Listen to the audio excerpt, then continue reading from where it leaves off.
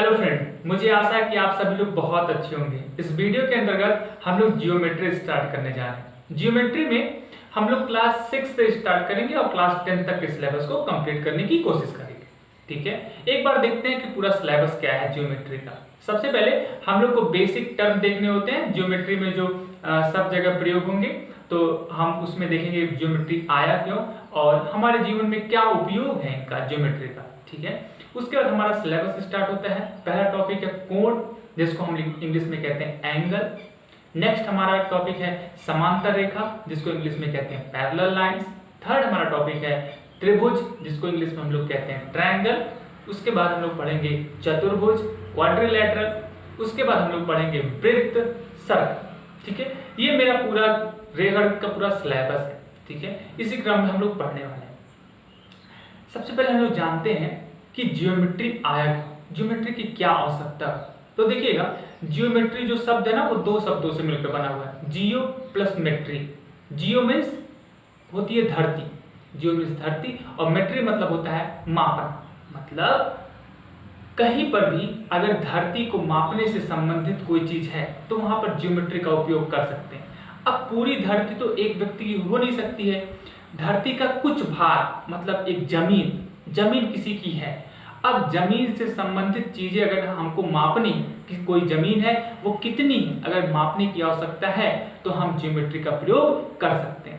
और ज्योमेट्री की शुरुआत यहीं से हुई थी कि कोई भी अगर जमीन का टुकड़ा है वो मापना है कितना है, तो हम किसका प्रयोग करेंगे, जियोमेट्री का। बात क्लियर है? ठीक है, अब हम देखते हैं कुछ बेसिक टर्म, छोटे छोटे टर्म है, उसको अगर पहले हम लोग क्लियर कर लेंगे क्योंकि आगे चलकर हर जगह उस टर्म का प्रयोग किया जाएगा। ठीक है, तो डिफिनीशन हम लोग यहीं पर देखेंगे। सबसे पहला हमारा टर्म है वो है बिंदु। ठीक है, बिंदु आप जानते होंगे। अब बिंदु की डिफिनीशन क्या होती है? बिंदु एक काल्पनिक चिन्ह है। बिंदु एक काल्पनिक चिन्ह है जिसकी ना तो लंबाई होती है, ना तो चौड़ाई होती है, ना तो मोटाई या ऊंचाई होती है। यह एक काल्पनिक चिन्ह है। इसका मतलब प्रैक्टिकल लाइफ में कहीं भी एग्जिस्ट नहीं करता है। अब बताइए, अगर एक ऐसी वस्तु है जिसकी ना तो लंबाई है, ना तो चौड़ाई है, ना तो ऊंचाई, आप मान सकते हैं हवा के कण। क्या हवा के कण आपको दिखाई पड़ते हैं? बिल्कुल नहीं। अब देखिए, यहाँ पे बिंदु बनाया गया है। अगर आपको स्केल से यहाँ पे मेजर करना रहे, मापना रहे, तो आप इसको मेजर कर सकते हैं। तो आप कहेंगे सर तो ये बिंदु तो हुआ ही नहीं, क्योंकि बिंदु की तो लंबाई होती ही नहीं है। लेकिन क्यों ऐसा बनाया गया है? ऐसा इसलिए बनाया गया है ताकि आपको पता चले, ताकि आपको प्रतीत हो, ताकि आप आभास कर सकें। बात क्लियर है? अभी मैं एक ऐसा बिंदु बनाऊं जिसकी बिल्कुल लंबाई नहीं है। मैंने एक बिंदु बनाया जिसकी बिल्कुल लंबाई नहीं है, ना तो चौड़ाई है, ना तो मोटाई है। क्या इस बिंदु को आप देख सकते हैं? नहीं। इसका मतलब आदर्श बिंदु की कल्पना की जा सकती है। इसलिए कहा गया है, बिंदु की डिफिनीशन कैसे की गई है? ऐसे नहीं कहा गया है बिंदु की ना तो लंबाई होती है, ना तो चौड़ाई होती है, ना तो ऊंचाई होती है। ये डिफिनीशन नहीं है। बिंदु की डिफिनीशन है बिंदु एक काल्पनिक चिन्ह है जिसकी ना तो लंबाई होती है, ना तो चौड़ाई होती है, ना तो ऊंचाई होती है। मतलब ये केवल कल्पना की जा सकती है। प्रैक्टिकल लाइफ में हम लोग एग्जिस्ट इसको नहीं मानते हैं। बात क्लियर है? ठीक है, तो ये हो गई बिंदु की डिफिनीशन। नेक्स्ट हम लोग देखते हैं, ये हमारा बिंदु, एक एक करके हम देखते हैं, आगे चलते हैं। नेक्स्ट हमको पढ़ना है किरण। ये है किरण। अब किरण क्या होती है? किरण एक दिशा में आगे बढ़ती हुई प्रतीत की जाती है। किरण एक दिशा में आगे बढ़ती हुई प्रतीत या प्रदर्शित की जाती है। जैसे सूरज, ये मेरा अगर सूरज है तो सूरज से किरणें निकलती हैं, वो क्या होती हैं? एक दिशा में आगे बढ़ती हैं। सूरज की जो किरणें हैं वो एक दिशा में आगे बढ़ती हैं। अब सूरज की किरणें हमसे, सूरज कितना दूर है और धरती पर उसकी किरणें आती हैं और फिर से टकरा के वापस चली जाती हैं।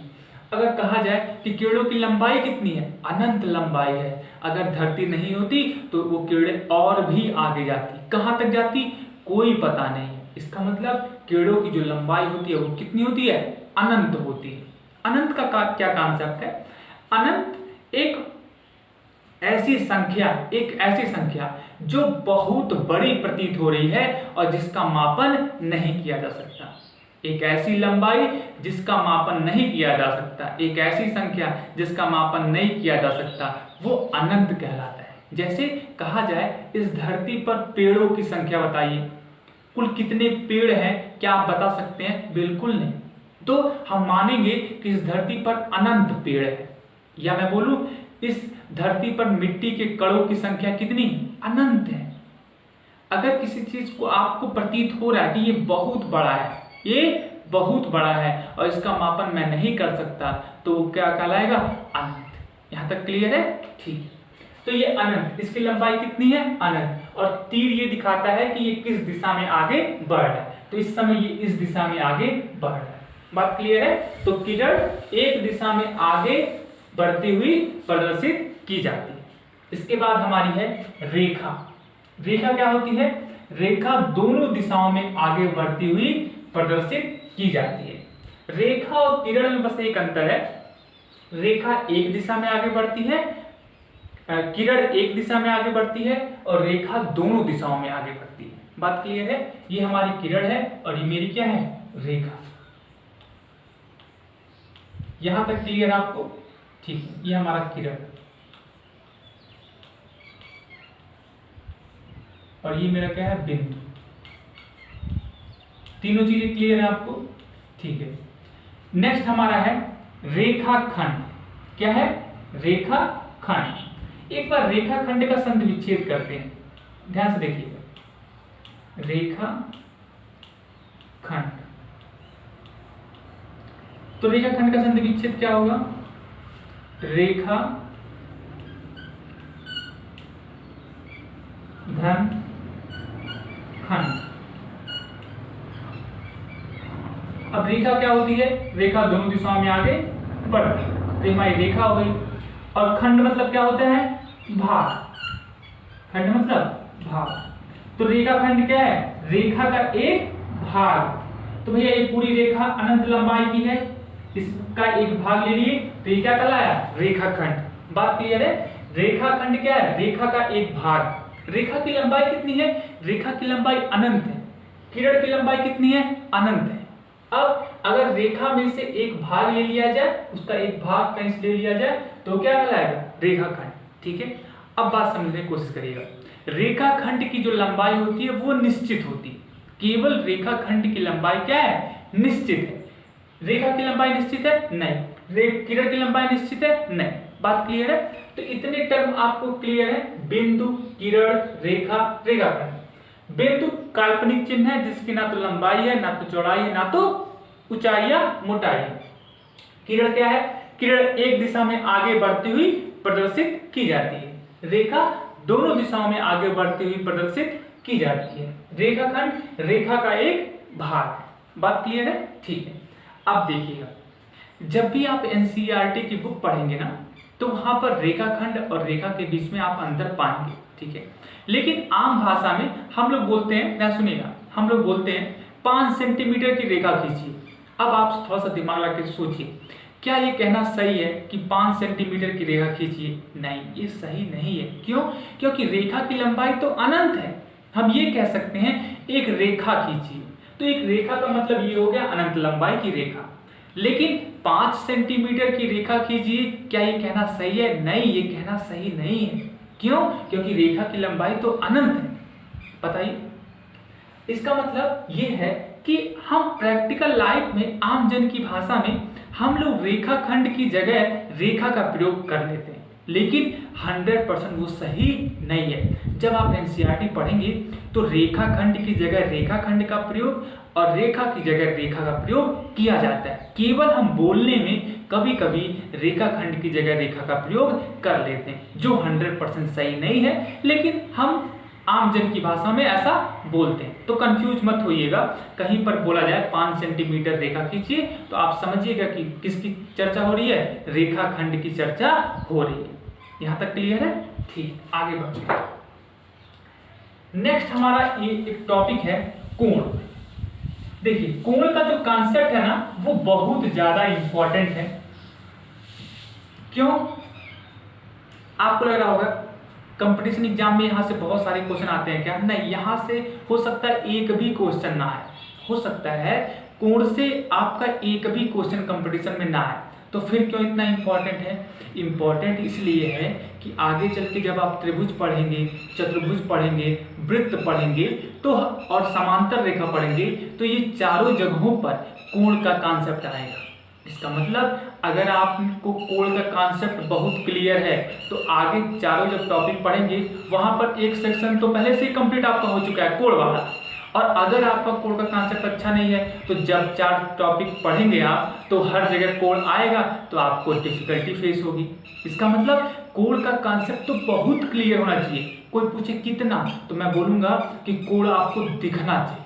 अगर आपको कोण दिख रहा है तो फिर कॉन्सेप्ट आपका क्लियर है और आगे आप इंजॉय करेंगे ज्योमेट्री। ठीक है, आप पढ़िए मत, आप चीजों को देखने का प्रयास करें। चलिए अब हम स्टार्ट करते हैं कोण। कोण के कॉन्सेप्ट को बहुत अगर आराम से और आप ध्यान से देखने की कोशिश करेंगे तो आज के बाद मुझे नहीं लगता है कि कभी भी आपको कोण दोबारा पढ़ने की आवश्यकता पड़ेगी। इसलिए आप बिल्कुल ध्यान से देखने की कोशिश करिएगा और बिल्कुल डिस्टर्ब मत होइएगा। ठीक, चलिए स्टार्ट करते हैं। देखिए एक कंडीशन हम लोग मानते हैं।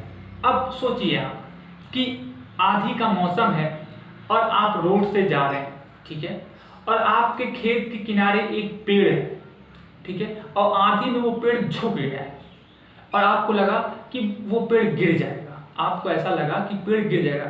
पेड़ गिरेगा कि नहीं गिरेगा मुझे नहीं पता, आपको ऐसा लगा। आप जल्दी से घर पे गए और पापा से बोले पापा और पेड़ झुक गया है, पेड़ झुक गया है। पापा क्या क्या क्वेश्चन होगा? कितना झुका है? आप क्या बताएंगे? थोड़ा झुका है कि ज्यादा झुका है?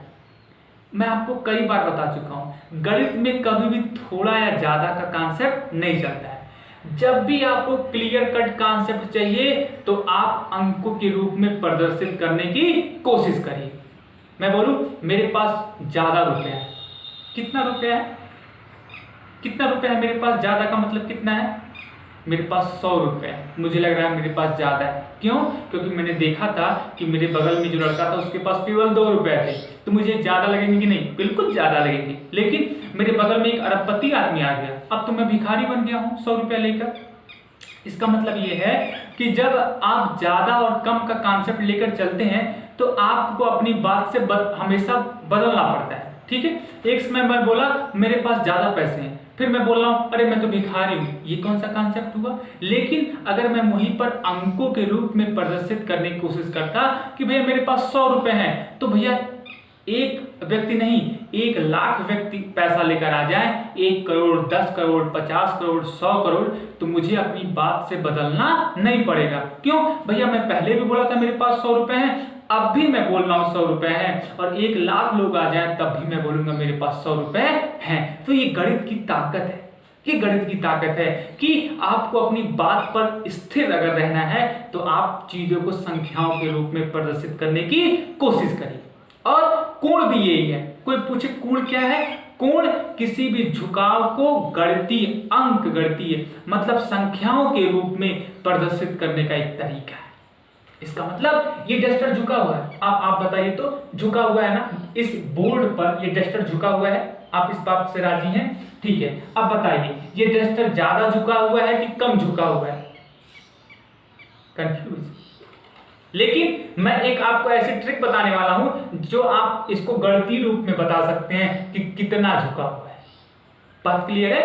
अब बताइए ये जो डस्टर है और ये चाक है, क्या ये चाक झुका हुआ है डस्टर पर? बताइए ज्यादा झुका हुआ है कि कम झुका हुआ है? इसका मतलब अभी आपको समझ में आ रहा होगा कि ज्यादा और कम का कॉन्सेप्ट नहीं होता है। मैं बोलूं चीनी खाओगे, आप बोलोगे हाँ। मैं पूछूंगा ज्यादा या कम, आप बोलोगे कम, और मैं आपको 2 दाना दे दिया। आपको गुस्सा लगेगी कि अच्छा लगेगा? आपको गुस्सा आएगी। क्यों? आपने तो बोला था कम चीनी, तो मेरे लिए कम का मतलब 2 दाना। तो इसका मतलब, लेकिन मैं बोलूं मैं बोलूं चीनी खाओगे, आप बोले हाँ। मैं बोलूं कितना, आप बोलो 1 चम्मच। तो 1 चम्मच का मतलब 1 चम्मच। ठीक है, इसका मतलब कभी भी ज्यादा और कम का कॉन्सेप्ट लेके मत चलिएगा, नहीं तो हमेशा कंफ्यूज होइएगा। और गणित में कभी भी कम और ज्यादा वाला कॉन्सेप्ट नहीं चलता है। हमेशा चीजों को अंकों के रूप में प्रदर्शित करने का प्रयास करिए। तो कोई बोले कोण किस लिए आया? कोण झुकाव को, कोण 2 वस्तुओं के बीच झुकाव को अंकों के रूप में प्रदर्शित करने का एक तरीका है।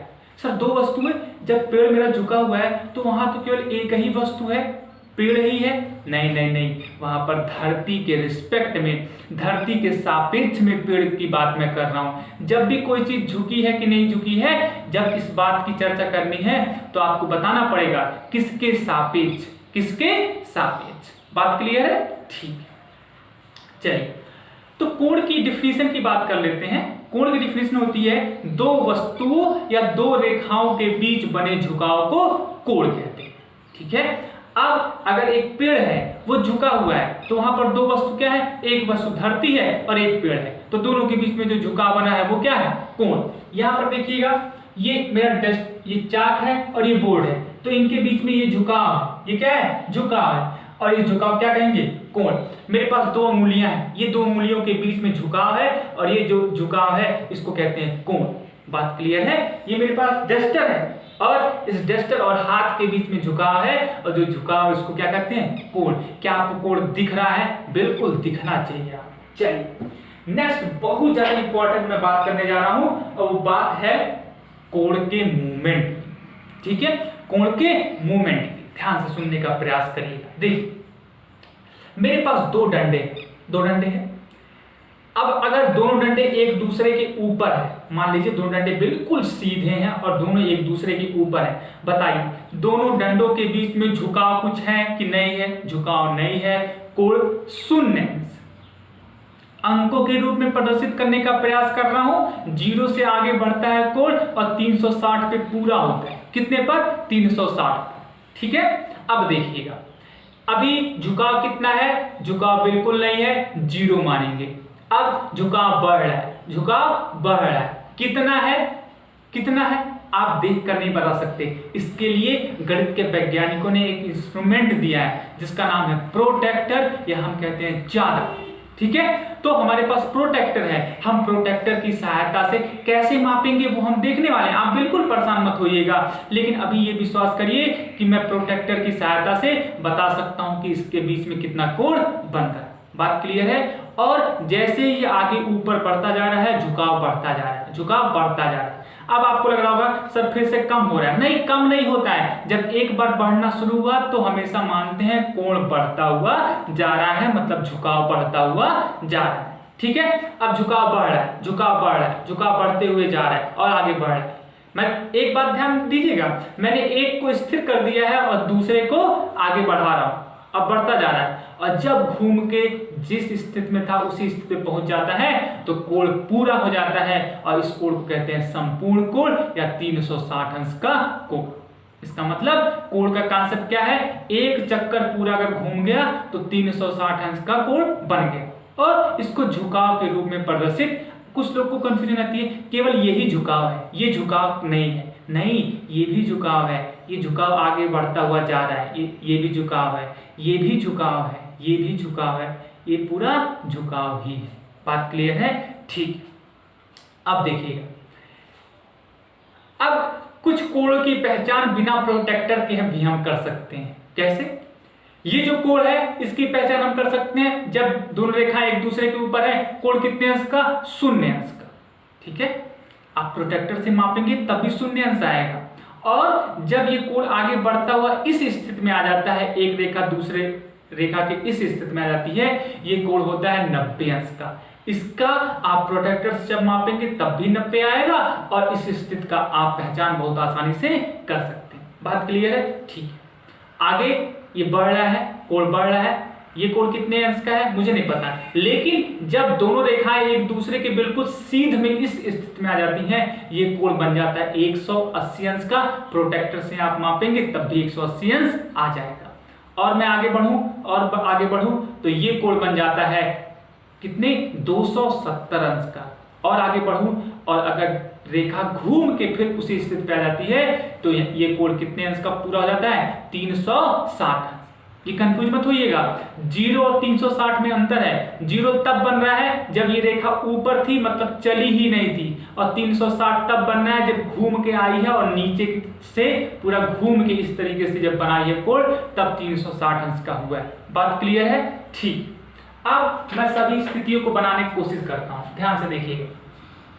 देखिए पहली स्थिति क्या है, जब दोनों रेखाएं एक दूसरे के ऊपर, तो ये कोण दोनों रेखाएं एक दूसरे के ऊपर है, पता ही नहीं चल रहा है कि दो रेखा है कि एक रेखा। अब बताइएगा, ध्यान से सुनिएगा, अगर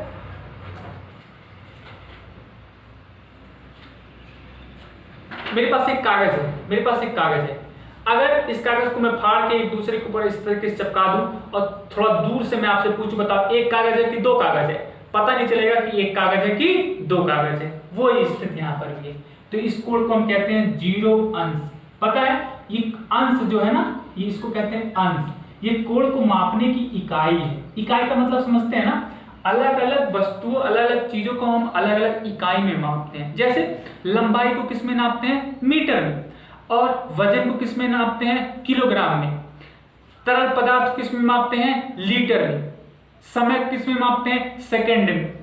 ठीक है, इसी तरीके से झुकाव मतलब कोण को मापते हैं हम लोग अंश में। बात क्लियर है? ठीक है, ये पहली स्थिति हो गई हमारी। ठीक है, दूसरी स्थिति क्या है, जब एक रेखा इस तरीके से इस स्थिति में आ गई, मूवमेंट, ये जो तीर है ना, ये जो तीर है दिखा रहा है कि इधर से चली है और यहां तक पहुंची है, इस स्थिति को बोलते हैं, ये दूसरी स्थिति है, ये है 90 अंश का कोण। ठीक है, ये दूसरी स्थिति हमारी हो गई। तीसरी स्थिति देखिएगा, जब एक रेखा दूसरी रेखा बिल्कुल सीध में आ गई है इस स्थिति में, तो ये कोण बन गया 180 अंश का। ठीक है, चौथी स्थिति देखिएगा, जब एक रेखा, इसको हम बना सकते हैं इस तरीके से, ये इधर से चला है और यहां तक पहुंचा है। ये तीर का मतलब समझ रहे हैं ना, हम दिखा रहे हैं कि इधर से चल रहा है। अब ये इस तरीके से यहां से चलना स्टार्ट किया और यहां तक पहुंचा है, और ये कोण हमारा बन गया 270। ठीक है, आगे देखिएगा, जब ये रेखा दूसरी रेखा के बिल्कुल फिर से उसी पे आ गई, लेकिन ये पूरा घूम के आई है, तो ये कोण बना हमारा है कितने अंश का, 360 अंश का। दोनों में अंतर समझ रहे हैं, 360 और 0 में। यहां पर एक रेखा दूसरी रेखा बिल्कुल ऊपर है और बिल्कुल मूवमेंट नहीं हुआ है, चली ही नहीं है, और ये पूरा घूम के आई। ठीक है, इसमें देखिए निशान बनाया गया, इसमें कोई निशान नहीं। बात क्लियर है? तो जब ये चीजें अगर आपके दिमाग में क्लियर है कि किस तरीके से एक रेखा दूसरी रेखा के ऊपर घूम रही है और कोण बढ़ते जा रहा है, और कहां तक कंप्लीट हो रहा है, 360। ठीक है, अब देखिएगा, कुछ लोग ऐसा भी मानते हैं कि अब अगर एक चक्कर कंप्लीट होने के बाद अगर फिर से ये रेखा घूमने लगे तो कोण 360 के बाद आगे बढ़ता है, लेकिन उस कॉन्सेप्ट में अभी आपको पढ़ना नहीं है। कोण आगे भी बढ़ता है, 720, 820, 1020, ये आगे बढ़ता है। वो कितने चक्कर लगाए, बात समझ रहे हैं? जैसे 360 तो कंप्लीट हो गया ना, अब 360 के बाद ये कंप्लीट हो गया, फिर से अगर एक चक्कर और लगा दिया तो फिर 360 प्लस कर देंगे। अभी उस कॉन्सेप्ट में आपको नहीं पढ़ना है। मैं क्यों डिस्कस कर लिया, ताकि आपको ये न प्रतीत हो कहीं पे आप देखें 540 और आपको लगे कि अरे सर तो बताया थे कोण 360 पे खत्म हो जाता है, ये 540 कहां से आ गया। इसलिए समझते रहिएगा कि कोण 360 से ऊपर केवल चक्कर लगाता है। ठीक है ना, आपको अभी 360 तक ही दिमाग में बैठाना है। ठीक है ना, तुरंत किसी चीज को देखकर तुरंत जजमेंट नहीं करना चाहिए, ये तो कैसे हो गया, अरे थोड़ा सा पेशेंस रखो, थोड़ा सा पेशेंस रखो। यहां तक क्लियर है? ठीक, यहीं पर हम सोच रहे हैं क्लासिफिकेशन कर दें। अब आपको लग रहा होगा क्लासिफिकेशन क्या चीज है, क्लासिफिकेशन क्यों किया जाता है, वर्गीकरण क्यों किया जाता है, ताकि चीजों को पढ़ने में आसानी हो, ताकि चीजों को पढ़ने में आसानी हो। तो देखिए यहां पर ये जो कोण, पहला कोण हमारा 90 अंश का कोण है ना, इस कोण को पहचानना बड़ा आसान है, तो इसी को हम रेफरेंस मान लेते हैं। जब भी किसी चीज का अध्ययन करना है तो किसी ना किसी चीज को रेफरेंस मानते हैं, तो हम इस समय इसको 90 अंश को रेफरेंस मानते हैं, इसको आधार मानते हैं। ठीक है, तो 90 अंश को हम आधार मानते हैं, और फिर देखिए कोणों का वर्गीकरण कितने आसान तरीके से हो जाता है। ध्यान से देखिए, देखिए 90 अंश का कोण बराबर को हम मानते हैं, ये है समकोण। मान लिया ये बराबर का कोण है, इसको हम आधार मान रहे हैं, तो ये हो गया हमारा समकोण। सम मतलब होता है बराबर, तो इसको हम आधार मान रहे हैं, इसलिए हम इसको समकोण का नाम दे दिए। ठीक है, अब कोई कोण बराबर से अगर छोटा है, बराबर से कोई कोण छोटा है, तो हम उसे कहते हैं छोटा कोण। क्या कहते हैं, छोटा कोण। लेकिन गणित की भाषा में छोटा शब्द थोड़ा सा अच्छा ही लग रहा है, इसलिए उसको कहते हैं न्यून। न्यून मतलब होता है छोटा। तो कोई भी कोण अगर 90 से छोटा है तो कौन सा कोण होगा, न्यून कोण। तो कोई भी कोण, ध्यान से देखिएगा, कोई भी कोण 0 से बड़ा और 90 से छोटा अगर है तो हम उसे क्या करते हैं, थीटा से प्रदर्शित कर रहे हैं न्यून कोण को। ये कोण कितने से बड़ा है, 0 से बड़ा है, और कितने से छोटा है, 90 से छोटा है, तो हम इसको कहेंगे न्यून कोण। सिंपल सी बात है, बराबर के कोण को हम समकोण मान लिए, और कोई कोण 90 से छोटा है तो वो न्यून कोण, और कोई कोण अगर बराबर कोण से बड़ा है तो हम उसे कहते हैं अधिक कोण। इसका मतलब अधिक कोण क्या हो गया, ध्यान से देखिएगा, अधिक कोण। अधिक कोण क्या होता है, थीटा।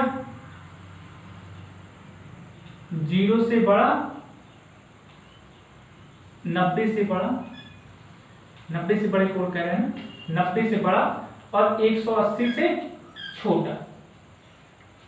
तो देखिए 3 क्लासिफिकेशन हो गया, न्यून कोण, समकोण, अधिक कोण। और आगे चलकर हम लोग केवल इन्हीं 3 कोण के वर्गीकरण का चर्चा करेंगे। इन्हीं का प्रयोग हर जगह किया जाता है। कुछ और वर्गीकरण है, वो सिंपल है, वो कोण की आकृतियों के हिसाब से बस कर दिया गया है, उनका प्रयोग कहीं पर भी होगा नहीं। इनका प्रयोग हर जगह आगे होगा। इनका प्रयोग हम त्रिभुज में भी करेंगे, चतुर्भुज में भी करेंगे, ठीक है। इसलिए इसको दिमाग में आराम से बना लीजिएगा कि भैया मैंने 90 को बराबर का कोण मान लिया, रेफरेंस मान लिया, आधार मान लिया, और कोई कोण 90 से छोटा है तो छोटा कोण, 90 से बड़ा है तो बड़ा कोण। इसमें याद करने में कोई प्रॉब्लम है, कोई प्रॉब्लम नहीं होनी चाहिए आपको। बात क्लियर है। अब देखिएगा, अब देखिए कोण तो 360 तक है, कोण कितने तक है, 360 तक। 90 से बड़ा 180 तक हम अधिक कह दिए। लेकिन अगर कोई कोण अधिक से भी अधिक हो गया, मतलब वो बृहद है। बृहद मतलब होता है बहुत बड़ा, बृहद मतलब बहुत बड़ा। इसका मतलब यदि कोई कोण 180 से भी बड़ा हो गया, मतलब बड़े से भी बड़ा हो गया, 180 से बड़ा हो गया और 360 से छोटा हो गया ना, तो हम उसको कहते हैं बृहद कोण। ये कौन सा कोण है, बृहद कोण। बृहद कोण, बृहद मतलब बहुत बड़ा है। अधिक तो है लेकिन अधिक से भी बड़ा हो गया तो हम इसे कहेंगे बृहद कोण। बात क्लियर है। अब एक और क्लासिफिकेशन करते हैं, छोटा सा। देखिए अभी इंपॉर्टेंट यही तीनों थे, ये तो बस हम फॉर्मेलिटी पूरा कर रहे हैं चीज। देखिए ये देखिए एक कोण ये भी हम देखे थे ना, जो बिल्कुल ये किस तरीके से है, ये ऋजु है। ऋजु मतलब होती है सरल रेखा, सीधी रेखा। ये कौन सा कोण है, 180 अंश का कोण, इसको हम कहते हैं ऋजु कोण। तो ये इनकी जरूरत नहीं है, बस ये एक तरीके से बस फॉर्मेलिटी हो रहा है, बस इनको दिमाग में बनाए रखिए, कहीं इसकी जरूरत नहीं पड़ेगी। ये कौन सा कोण है, ऋजु कोण। कितने अंश का है ये, 180। क्यों इसको ऋजु कोण कहते हैं, क्योंकि एक सरल रेखा की तरह प्रतीत होता है, इसलिए हम इसको ऋजु कोण कहते हैं, ठीक है। और देखिएगा एक अगर कोण 0 अंश का है तो 0 अंश के कोण कहते हैं शून्य कोण। उसमें बड़ी बात क्या है, शून्य अंश का कोण शून्य कोण। और अगर कोई कोण पूरा कितने पूरा है, 360, तो हम 360 अंश के कोण कहते हैं संपूर्ण कोण। क्या कहते हैं, संपूर्ण कोण। तो ये जो है ना बृहद कोण, ऋजु कोण, 0 शून्य कोण, संपूर्ण कोण, इनकी आवश्यकता कहीं पे नहीं पड़ेगी। तो सर आपने डिस्कस क्यों किया, डिस्कस इसलिए किया ताकि आपको ऐसा ना लगे कि ये तो क्लासिफिकेशन 6 प्रकार के होते हैं, सर आपने 3 ही बताया। नहीं, आप 6 को जानते रहिए, आवश्यकता 3 ही की आगे पढ़ने वाली है, आपकी इनकी कहीं आवश्यकता नहीं पड़ेगी। और किसी भी कंपटीशन एग्जाम में कभी भी इस तरीके से नहीं पूछेगा कि कोण का वर्गीकरण करिए, और इस तरीके से नहीं पूछेगा। बात क्लियर है, ठीक। तो देखिएगा अब क्लासिफिकेशन अगर एक तरफ से देखें तो सबसे पहले 0 अंश के कोण को शून्य कोण, 0 से बड़ा 90 से छोटा न्यून कोण, 90 को सम कोण, 90 से बड़ा 180 से छोटा अधिक कोण, 180 से बड़ा 360 से छोटा कितना होगा, बृहद कोण, और 180 को ऋजु कोण और 360 को संपूर्ण कोण। इस तरीके से क्लासिफिकेशन होता है, चीजों को बहुत आसानी से समझा जा सकता है। बात क्लियर है, ठीक है। एक बार मिटा देता हूं इसको।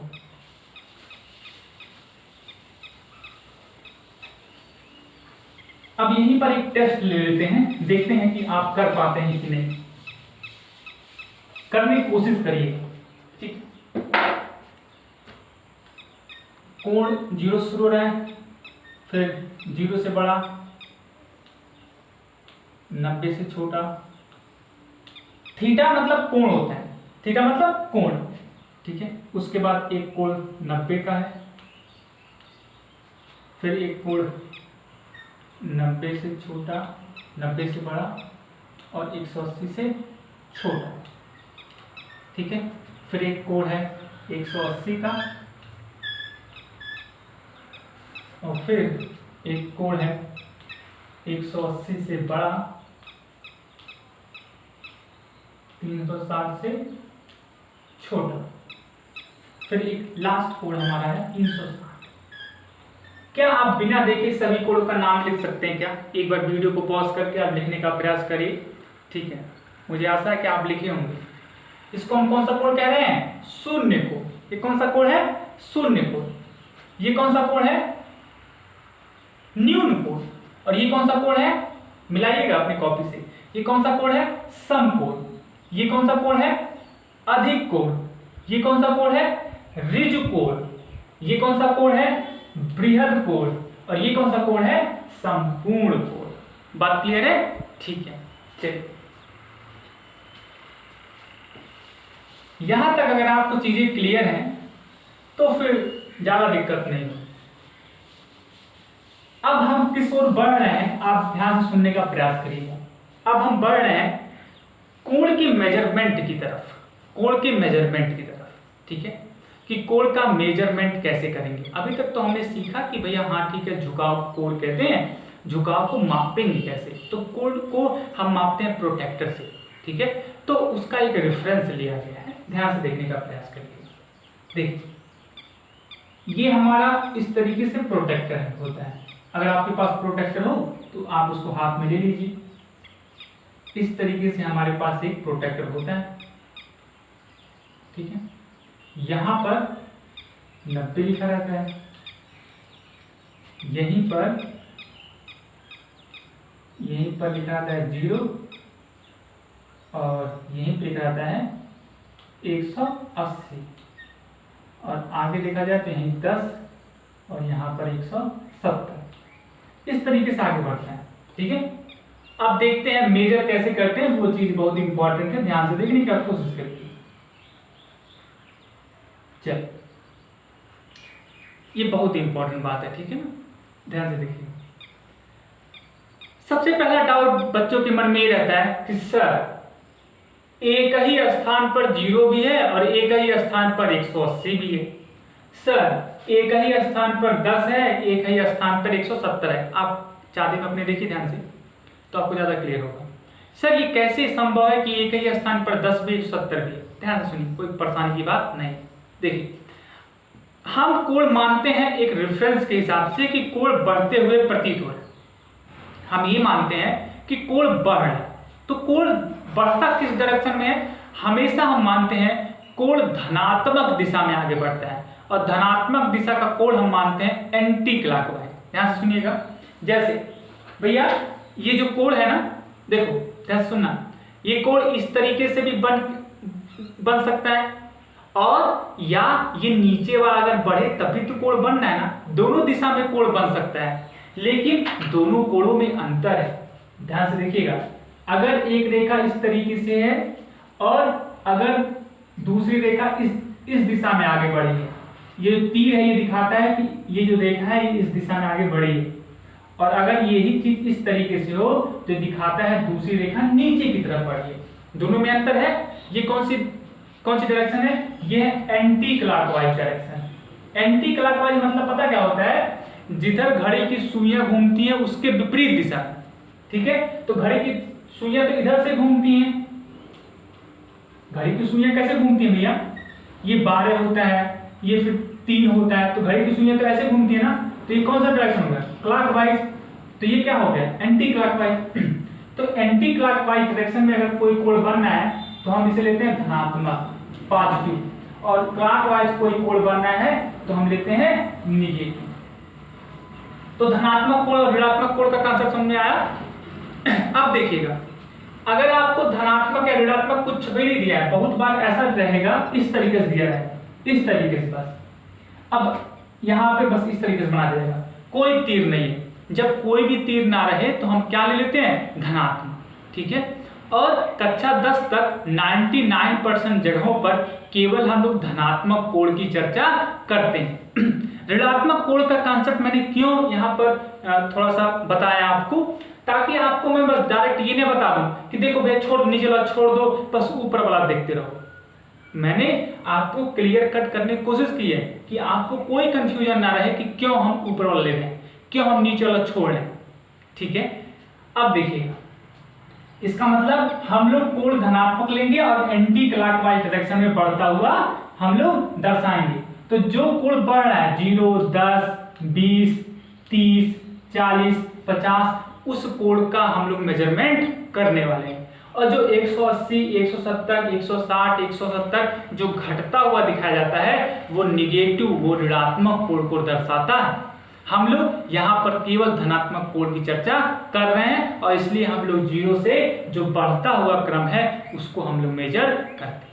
इसलिए अपने प्रोटेक्टर में जो 0 से बढ़ता हुआ है हम लोग उसी को मेजर करेंगे। बात क्लियर है। जो घटता हुआ क्रम है वो ऋणात्मक कोण का कॉन्सेप्ट है, उसको हम लोग यहाँ पे चर्चा नहीं कर रहे हैं कि, लेकिन हम लोग ऋणात्मक कोण क्या होता है ये हम लोग जान चुके हैं। बात क्लियर है, ठीक। आगे देखिएगा, अब कोण को मापते कैसे हैं वो ध्यान से देख लीजिए। देखिए, जैसे मेरा ये कोण है, ये मेरा कोण है, इसको मापना है तो पता क्या करते हैं, ये जो 0 अंश की जो रेखा है, ये जो 0 अंश की रेखा है प्रोटेक्टर की, उसको इस रेफरेंस रेखा पर रख देते हैं, इस रेखा पर रख देते हैं। और जहां पर ये दोनों रेखाएं कट रही हैं इसको मैं कहां पे रखता हूं, जहां पर 90 और 0 अंश की जो रेखा कट रही है, छोटी सी एक लाइन वहां पे आपके प्रोटेक्टर में बनाई गई होगी, वहां पर इस बिंदु को रख देते हैं। इसको ओ नाम दे देता हूं। ओ बिंदु को 0 अंश और 90 अंश वाली रेखा पर रख देते हैं। बात क्लियर है। ये वाला पॉइंट यहां पर होना चाहिए और ये जो रेखा है ये 0 अंश वाली रेखा यहां पर होनी चाहिए, ठीक है। अब ये जो रेखा है प्रोटेक्टर पे जितने अंक पर आ रही है वो जो कोण प्रदर्शित होगा वही थीटा हो जाएगा। बात क्लियर है। समझने का प्रयास करिएगा, एक बार करके देखिएगा। मैंने क्या क्या बताया कि जो 0 अंश की रेखा है, पहली वाली रेखा जो जमीन के समानांतर है उस पे रख देंगे। ये जमीन के समानांतर मतलब जमीन के बराबर है। एक इस समांतर जब रेखा पढ़ेंगे ना ज्यादा क्लियर कट होगा। अभी ये मानिए कि जमीन के समानांतर समान अंतर पर है, ये एक रेखा को रेफरेंस मानते हैं और इस समय इस रेखा को समांतर हम माना, ठीक है। तो 0 अंश वाली रेखा को यहां पर रख दिए, जहां पर 0 अंश और 90 अंश वाली रेखा कट रही है, ये दोनों रेखाओं कटान बिंदु पर रख दिए। अब ये रेखा जितने अंक पर आ रही है वही कोण हम लोग मेजर कर लेंगे, ठीक है ना। चलिए, तो ये कोण का मेजरमेंट हो गया, ठीक है ना। नेक्स्ट वीडियो में हम लोग कोण को बनाना सीखेंगे, ठीक है ना। इस वीडियो में इतना ही। आप चीजों को रिवाइज करिए और बढ़िया तरीके से कॉन्सेप्ट को क्लियर करने की कोशिश करिए। अगर आपको वीडियो पसंद आया है जरूर लाइक करिए और अपने दोस्तों में शेयर करिए, ठीक है। बहुत बहुत धन्यवाद।